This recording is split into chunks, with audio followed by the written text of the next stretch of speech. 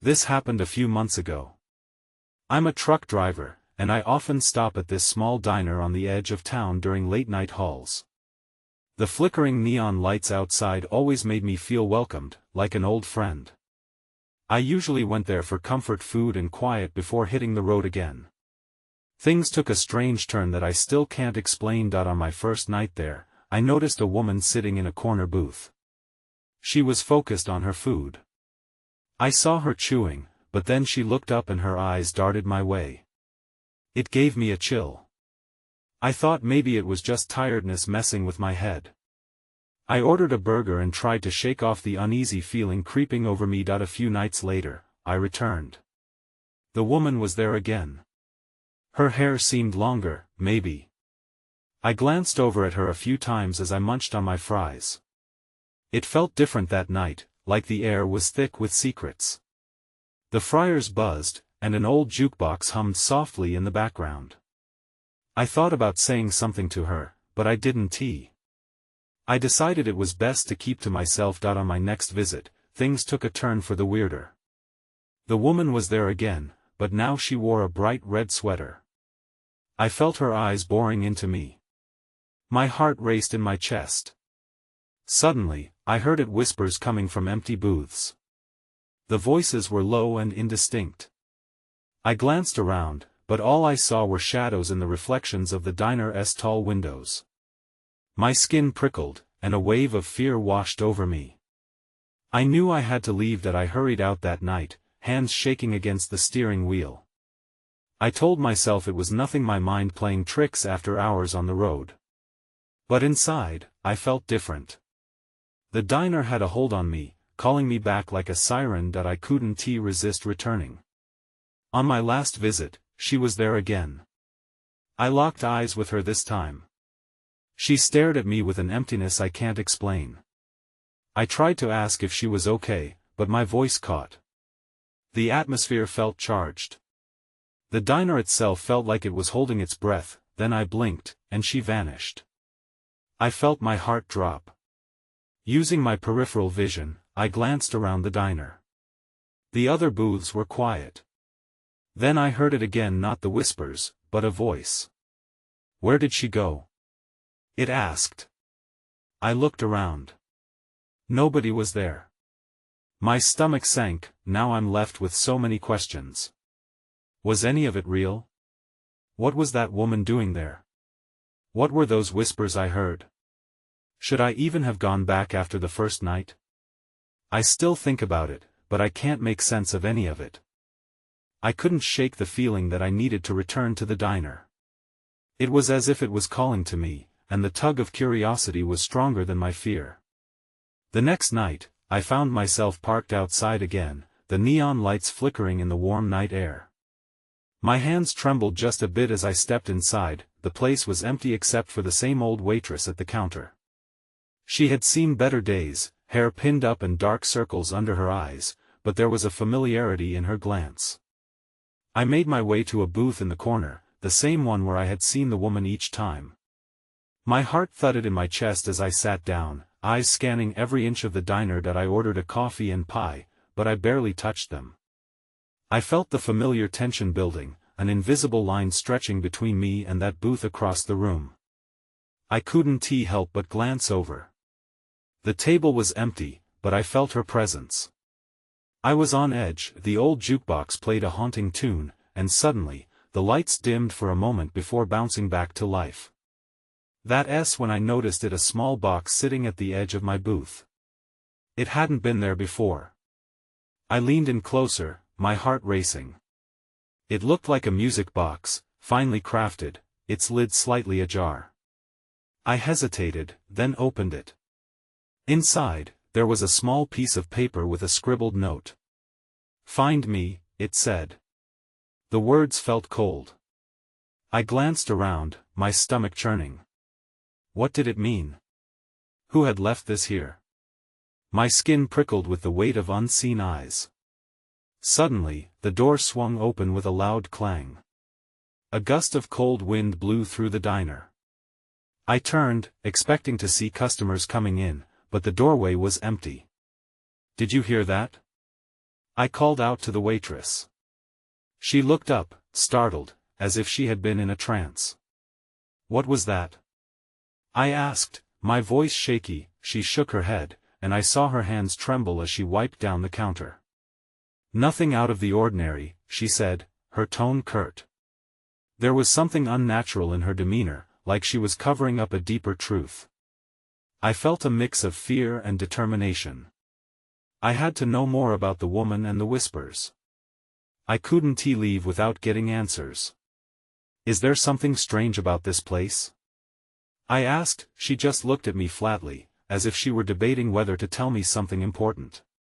Then she muttered, "You should be careful." And just like that, her eyes glazed over, slipping back into her routine as if nothing had happened. My heart raced faster now. Whatever was happening here was bigger than I had anticipated. Then, as I looked over my shoulder one last time, I felt an icy breath against my neck. I spun around. There she was, the woman in red, and this time, she wasn't alone. An entire crowd of shadowy figures began to emerge around her, their faces indistinct but their eyes focused on me. The diner began to spin, and then everything went dark. I awoke with a jolt, the harsh light of the diner burning my eyes. The familiar scent of coffee and old grease filled the air, but the place felt different.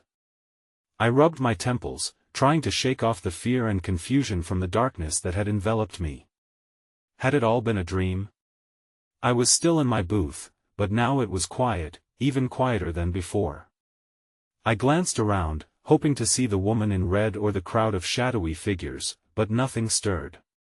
The waitress was gone, and the jukebox was silent. I felt a sinking pit in my stomach. As I gathered myself, my eyes were drawn back to the music box.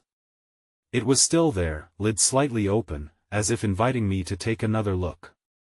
I hesitated, torn between wanting to discover what it held and fearing its dark magic. Finally, curiosity won over caution. I reached for it again. Inside, I found the same note, but now there was something else. Hiding beneath the paper was a silver locket, tarnished but still beautiful. I opened it, revealing a small picture of the woman in red. My breath caught. She looked younger, her eyes lively and bright. I traced my fingers over the image, troubled by the connection. Who was she? Why did she seem so familiar? Suddenly, the door swung open again. The moment sent a chill through me, but this time I was ready. I turned my head, expecting to see new customers, but there she was. The woman in red stood at the entrance, her presence magnetic yet cold. The air shifted, and the diner felt smaller with her in it. She scanned the room like she was searching for something or someone. "Why are you following me?" I found myself asking, my voice firmer than I felt. She stepped forward, gliding across the floor with a grace that was unsettling. The moment she was near, everything seemed to shift. "Because you can help me," she said, her voice smooth but laced with urgency. It sent a shiver down my spine. "You're the only one who can." "Help you with what?" I asked, though I feared the answer. Her expression flickered, revealing a hint of desperation. "The music box," she said, glancing at the object on the table. "It's a key. You need to use it to uncover the truth." Before I could respond, the lights in the diner flickered again, plunging us into darkness for just a second. There were whispers, a cacophony of voices filled the space. I felt them closing in. I looked back at her, but she was gone. It was just me and the music box now. Heart racing, I pushed the locket into my pocket and grabbed the music box, cradling it tight. I felt the hint of something, a hunger, a need for answers. But as I stood to leave, the cold air rushed back in, and I realized I was not alone. Looking over my shoulder, I saw those shadowy figures again, just behind me, their eyes glowing faintly in the dim light. I bolted to the door, but it slammed shut in front of me. My breath quickened as I turned back to face them. The reality settling in the night had only just begun, and the diner was about to reveal its deepest secrets. I could feel the tension in the air as the shadowy figures stepped forward, their features still obscured. Panic bubbled in my chest. The music box felt heavy in my hands, a lifeline in this nightmare. I glanced around for an escape route. The windows were fogged, and I doubted I could break through. The figures moved closer, and I caught a glimpse of their faces. They were not human, more like distorted reflections of a past I didn't know. The closest one tilted its head, studying me, and I shuddered. I had to act that I rushed past the booth and darted toward the kitchen in the back, praying it would lead to a door. As I pushed through the swinging door, the smell of grease and burnt food hit me hard. I was alone, for now. I turned around, but the kitchen seemed empty. My heart raced as I scanned the room, looking for anything that could help. There was a fire escape door at the far end, and I sprinted toward it. I could hear distant whispers, barely audible, like a broken radio. The cold draft from the door beckoned me, but doubt lingered. Was it another trap? Suddenly, I caught sight of a knife block on the counter. I grabbed a large chef's knife, its weight reassuring in my grip. I was scared, but I had to protect myself. With the knife in one hand and the music box in the other, I felt more prepared, yet the fear still clawed at me. I pushed open the fire escape door. The metal creaked loudly, echoing in the silence. I stepped onto the rusty stairs, glancing back into the kitchen one last time. No shadowy figures followed. I hesitated, my instincts screaming at me to keep moving. As I descended, I heard a noise from the diner above, a crash, followed by laughter. Not just any laughter. The woman in red. Something told me she was involved in all of this, and I wasn't sure if that frightened me or drew me back. I paused, torn between the drive to escape and the overwhelming desire to understand. The exit at the bottom of the stairs opened into an alley. Moonlight flooded the space, and I almost felt safe for the first time. But as I stepped out, the shadows in the alley shifted. Figures emerged like smoke from the corners, appearing solid. Their eyes glowed again, and my breath hitched. "Help us," one of them whispered, and the voice echoed inside my mind. I stumbled back, clutching the knife. These weren't the same figures as before, they seemed desperate, almost pleading. I needed to know what this all meant: the music box, the laughter, even the woman in red. That was when I caught sight of it. The locket I'd put in my pocket was cold against my skin. The photo inside was somehow different now, hazy as if crafted from fog. Panic surged as I realized it was flashing, vibrating with energy, then everything went dark. The alley vanished, and I was surrounded by silence.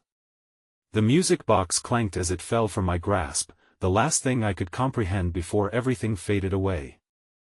I awoke in a disoriented haze, the smells of grease and burnt food returning to me like an unwelcome memory. I was back in the diner, sitting against the cold tile floor of the kitchen. The door to the fire escape was still ajar, creaking softly with the night breeze.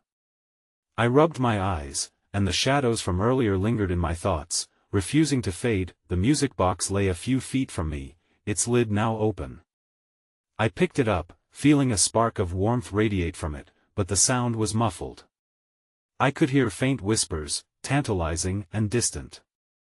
I strained to understand, but the words slipped away like sand through my fingers. Sensing I wasn't alone, I rose slowly, my grip tightening around the chef's knife. I took a deep breath and stepped through the swinging door into the diner. The atmosphere was thick, and dim lights flickered above, casting eerie shadows across the empty booths. A wave of unease washed over me, then I heard it again: laughter from the other side of the diner. It was hauntingly familiar. The woman in red. I felt a rush of fear wash over me. Was she here? I crept towards the sound, guided by a mix of dread and determination. I approached the front counter, my heart pounding in my chest. No sign of her, but the laughter echoed again, more vibrant this time. My instincts screamed at me to turn back, but I couldn't. I had to know. As I neared the booth where I had seen her before, a glimmer caught my eye on the table near the window. It was a piece of fabric, bright red. I picked it up, and my fingers brushed against something else, a glint of metal. I looked closer and saw a locket similar to mine, but the inscription was different. The name, Elena, was etched delicately across the back. My heart sank. Was this another victim? Or someone I should have known? My thoughts raced, but the laughter drew me back. I needed to confront this woman. I took a deep breath and approached the booth, knife ready in my hand. "Show yourself," I called, my voice trembling. "What do you want?" Silence wrapped around me, tightening like a noose. And then she appeared, gliding into view from behind the booth. The woman in red smiled, but her eyes were dark, filled with something I couldn't place. She seemed almost ethereal, flickering like an image on a bad TV channel. "Do you hear them?" she asked, her voice melodic yet chilling. "They need help, just as you do." "Help? Help from what?" I demanded, stepping back instinctively. "From the past." Her gaze shifted over my shoulder. "From the choices that bind you." I felt a shift in the air, cold and suffocating. The laughter faded, replaced by a cacophony of whispers. The music box vibrated violently in my pocket, reminding me of the urgency of my situation. "Stay away from me," I shouted, raising the knife instinctively. But before I could react further, the diner around us began to dissolve, the walls bending and warping like melted wax. Panic set in as I realized I was being pulled somewhere else. "No! Wait!" I called out, but her figure faded into shadows that I felt myself being dragged into the darkness, and as the diner disappeared, the world went blank once more. But this time, a new sensation gripped me, a mix of fear and inevitability. I was no longer just a witness, I was part of this nightmare. Then, I heard a distant cry, "Please don't leave us." As everything went dark once more. I floated in a void, surrounded by silence that pressed against my ears. It felt endless until a flicker of light pulled me back, dragging me from the depths. Suddenly, the familiar sounds of the diner returned, a clattering of dishes, the sizzling of the grill, mingled with distant whispers that felt like they reached out to touch me. I took a shaky breath and opened my eyes. I was back at a booth, one of the very ones I had grown so familiar with. The diner looked different, though. It was bustling, yet no one seemed to notice me. The woman with the red dress was nowhere to be seen, but her presence lingered like the scent of smoke after a fire. I slid out of the booth, the cold tile beneath my feet grounding me momentarily. My heart raced as I surveyed the scene. Waitresses hurried by, carrying plates piled high with food, and customers laughed as if nothing were wrong. But something deep inside me churned uneasily. I moved towards the counter, glancing at the glass display filled with pastries. The slices of pie looked fresh, steam rising from them, but something in my gut told me they were older than they appeared. Were those the same pies I had seen 100 times before? Or were they memories, stacked upon the countertop, when I saw her? The woman in red, standing at the end of the counter, smiling and conversing with a man whose face I couldn't distinguish from the crowd. I felt a chill as she turned slightly, her laughter ringing out over the bustle, echoing the phantom laughter I had heard earlier. "Why are you doing this?" I whispered, half to myself and half to her. The music box vibrated in my pocket again, more insistent this time. I pulled it out and opened the lid, the soft tune starting to play. The whispers intensified, louder and more desperate. "Help us! Help us!" It felt like a cry for salvation from the void. Suddenly, the atmosphere shifted. I felt the air grow heavy, thick with unseen tension. The colors in the diner dulled, as if a dark cloud had drifted in to blot out the light. The waitress serving the man beside the woman stopped in her tracks, her expression turning vacant. She dropped the glass she was holding, and it shattered on the ground. "Get out," she muttered, her eyes wide, staring past me into nothingness. The man turned towards her, confusion flickering across his face, but the laughter had stopped. Everyone in the diner froze, their faces morphing from joy to unease, and then to terror. I felt my pulse quickening. What did they see? Was this all somehow connected to the woman in red? Just then, I caught her eye. She locked onto mine, a knowing smile creeping across her lips. You can help them, you know. But it comes with a cost, she said, her voice powerful enough to ripple through the stillness. The whispers reached a deafening crescendo, swirling around me as the warmth of the diner drained away, leaving only apprehension. My mind raced. What cost? What choice was she placing before me? Before I could gather my thoughts, the entire diner flickered like a malfunctioning light, and the world around me began to dissolve again. No! I shouted, my voice lost in the chaos. And then everything went dark. I gasped as the darkness broke apart with a sudden flash of light, blinding me for a moment. I squinted, trying to adjust. When my vision cleared, I found myself outside the diner, on the cracked pavement of the parking lot. The air felt different, thinner somehow. I looked around, panic clawing at my chest.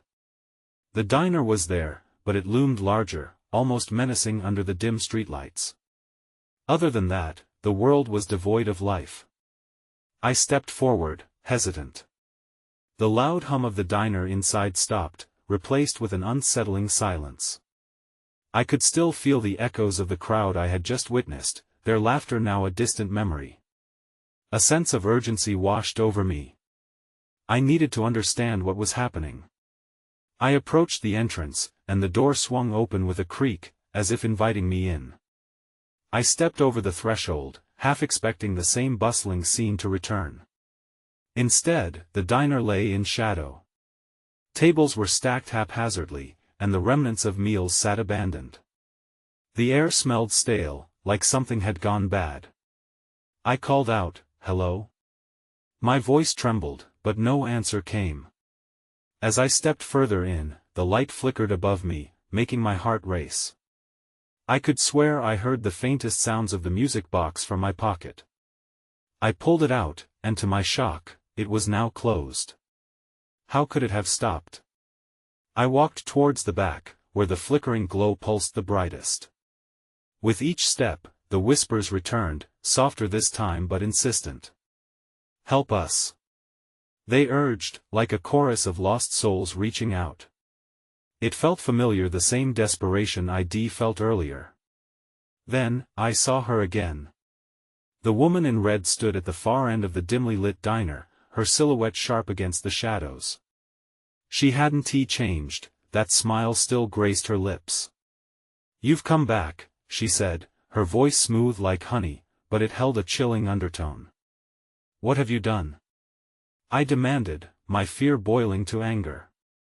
"They need a savior, and you're the chosen one," she replied, her eyes glinting with something I couldn't quite place. "But remember, everything has a cost."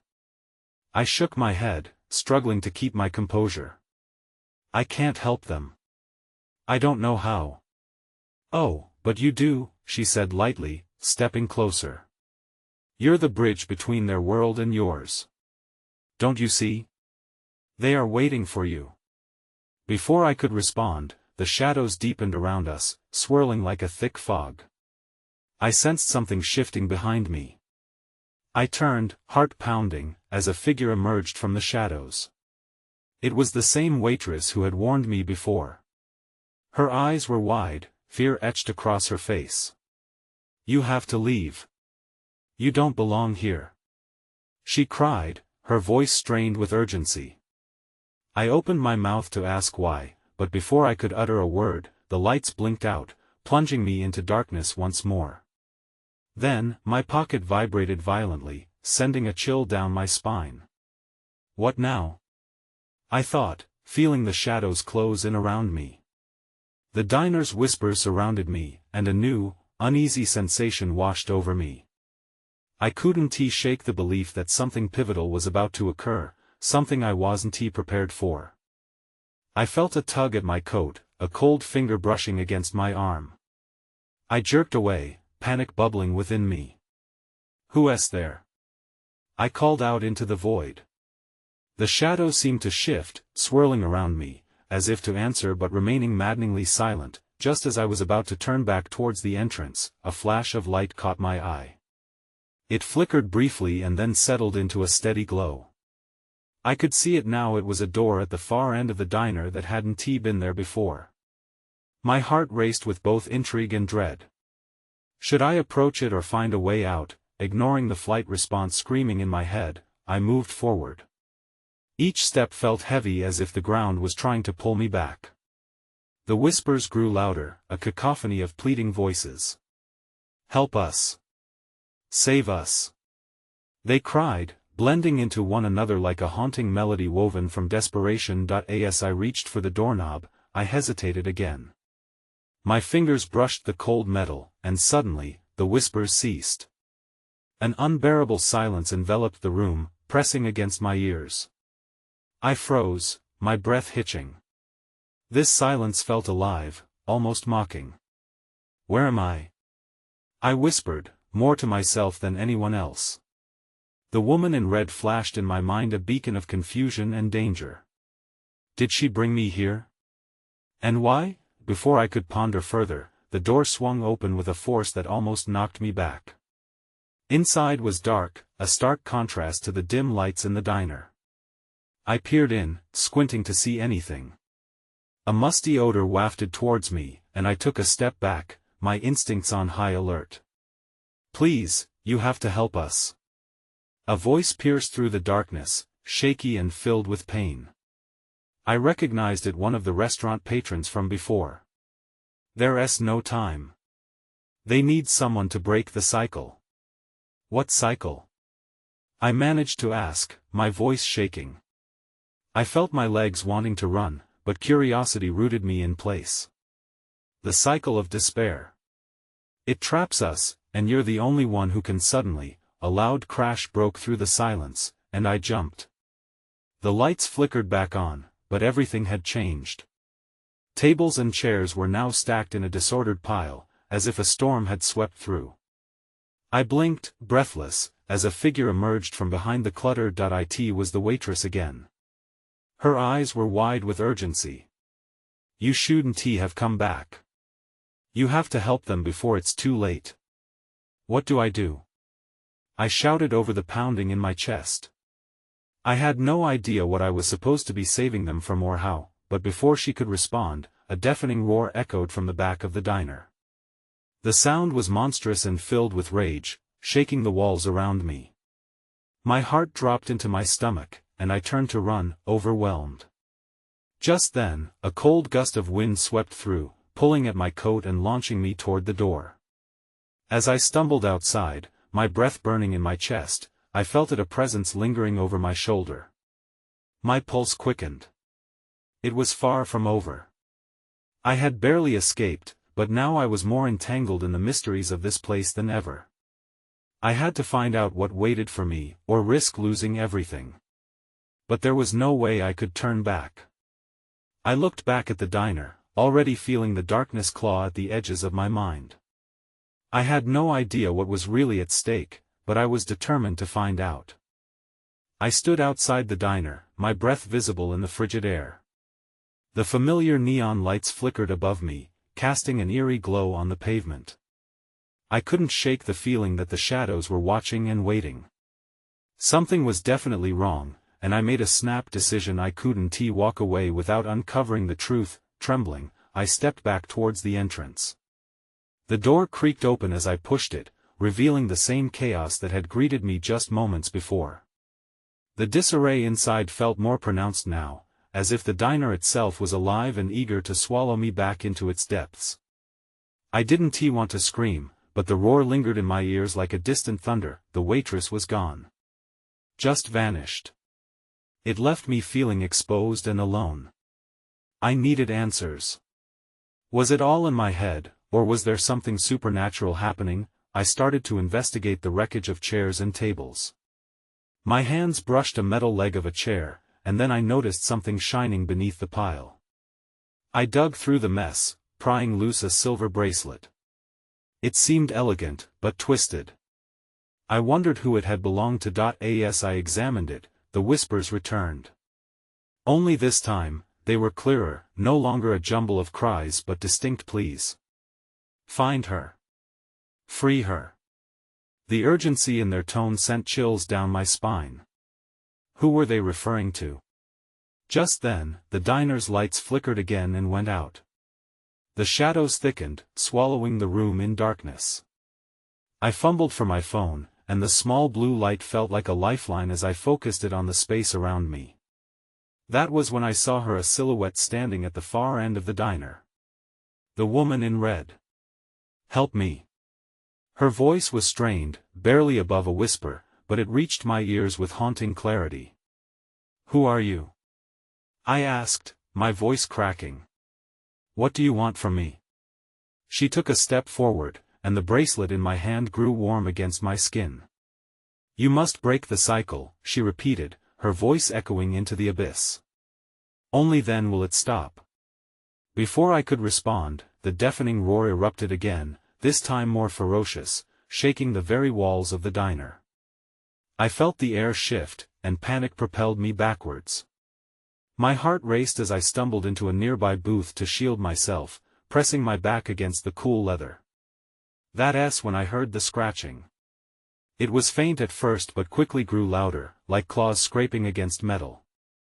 I couldn't see where it was coming from, but every fiber in my being told me to run. No more games, I muttered under my breath. I'm done. But as I turned to flee, the door slammed shut.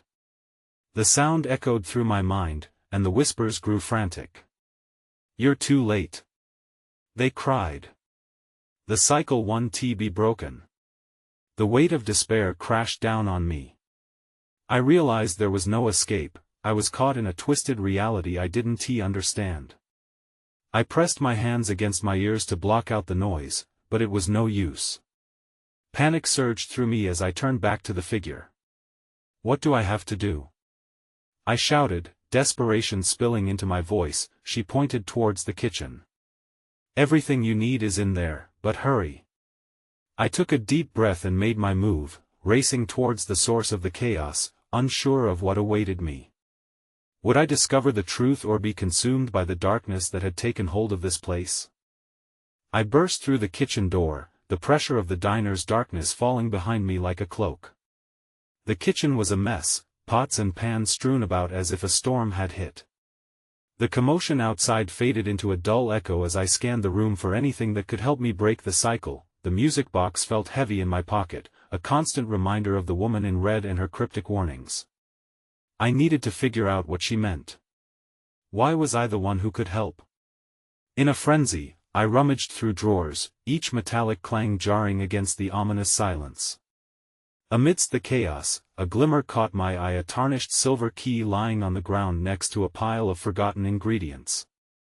I grabbed it, an instinct telling me it was important. Then, from behind me, I heard the sharp hiss of the deep fryer sputtering to life.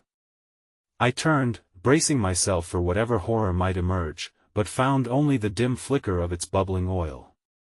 Yet, something else beckoned my attention. A door at the back of the kitchen stood ajar, a sliver of light spilling out, urging me closer.